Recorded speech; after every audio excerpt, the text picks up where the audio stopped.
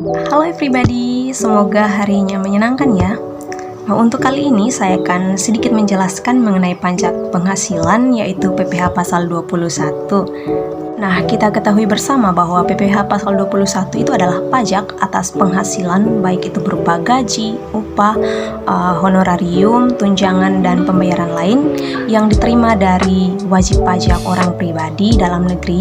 Biasanya itu sehubungan dengan misalnya ada pekerjaan atau jabatan, jasa, dan kegiatan lainnya.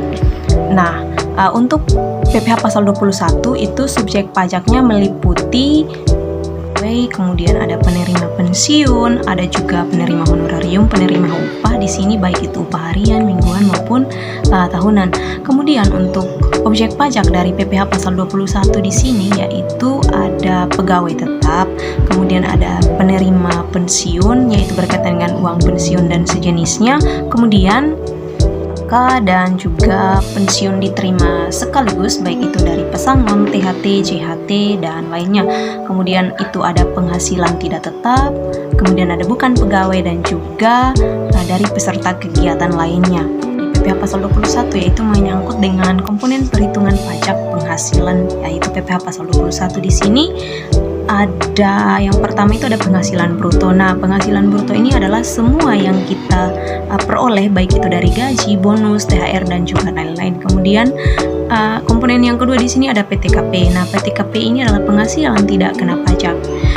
PTKP ini merupakan pengurangan berdasarkan jumlah tanggungan keluarga baik itu dari misalnya single, kawin, dan lain-lain. Kemudian ada biaya jabatan. Nah, biaya jabatan ini telah ditetapkan dalam Peraturan Menteri Keuangan itu tahun 2028 di mana bahwa 5% dari gaji bruto, misalnya maksimalnya itu 6 juta setahun atau 500.000 per bulan itu untuk gaji. Kemudian untuk biaya pensiun itu biayanya 2.400.000 per tahun atau setara dengan 200.000 per bulan. Di sini adalah salah satu contoh sederhana dari perhitungan PPh pasal 21 ini mengenai gaji karyawan. Di sini misalnya ada Mr. X, di sini ia bekerja sejak bulan Januari di sebuah perusahaan. Nah, ini gaji sebulannya itu 9 juta. Nah, 9 juta otomatis setahun itu 108 juta. Itu dari 9 juta dikali dengan 12 bulan, itu 108 juta. Nah, di sini kemudian biaya jabatannya itu dia 5.400.000 PTKP. Nah, di sini PTKP karena si Mr. X ini tidak kawin, maka PTKP-nya itu 54 juta. Nah, untuk menghasilkan penghasilan kena pajak, di sini kita kurangi dari 108 dikurang dengan 5.400.000 dikurangi lagi dengan 54 juta menghasilkan 48.600.000. Itu adalah penghasilan kena pajaknya dari si Mr. X. Nah, untuk menghitung PPh terutangnya si Mr. X ini, karena PKP-nya itu hanya 48 juta, maka dia tarifnya 5%.